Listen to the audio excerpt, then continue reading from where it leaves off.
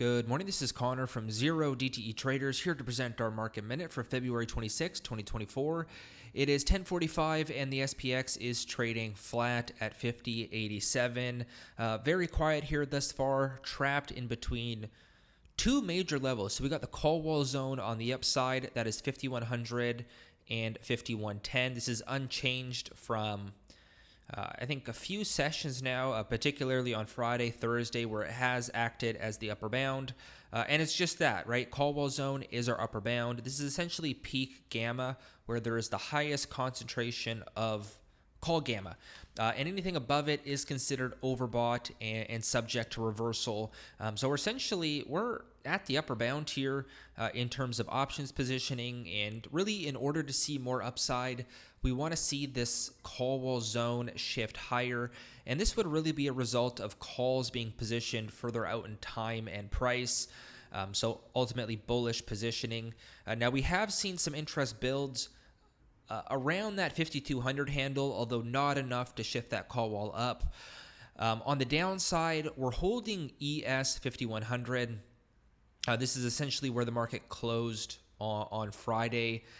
It is acting as support, as it did for much of the day on Friday. However, if it does break, it opens the door down to 50.75, 50.70, and 50.70 is our flip level. This is our transitional strike, pretty critical for the bulls to hold. Now, the fact that we are trading above it means we are in the buy the dip regime. So we will be looking at dip buys here, although we've actually had no setup as per our process thus far. Now it looks like we're going to get a dip buy fairly soon. I think the question becomes, do we break this first, or do we hold it? Do we break it? I mean, I guess time will tell, but again, not a whole lot of directional edge given just the mixed signals here, right? So if we look at internals, we take into account sectors, which you got defensives red, traditional cyclicals mixed, growth mixed, mega caps mixed. So oftentimes when you see these mixed neutral signals, it's an indication of low volatility, range-bound type action. And you probably don't want to get overly committed one way or the other. Now, before we put on any trades, we're always asking two questions.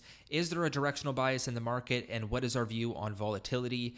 Now, we utilized dealer positioning, gamma, to determine this, in addition to market internals, so both leading indicators, which is absolutely essential.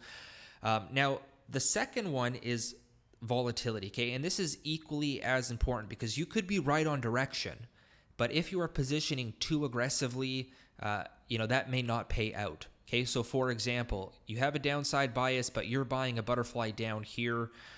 You may see that move, but if you don't get that volatility, again, you're not going to pay out, right? We saw this on Friday, right? So just looking at Friday's price action, our setups, our levels played out quite well. We had a couple dip buys.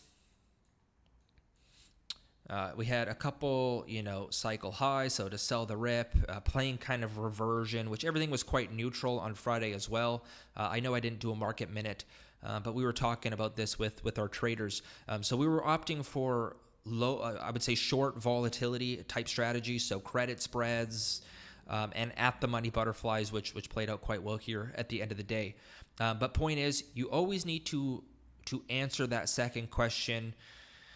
So you're playing the conditions, not trying to anticipate vol expansion when there's no indication. And again, today, with everything being neutral to mixed, there's not indication for that volatility expansion. Of course, it could change, but trying to anticipate that is generally a bit of a challenge. All right, guys, that's all I have for you. If you're not a member and you're interested in learning more, you can visit our website at 0DTEtraders.com. Best of luck out there today.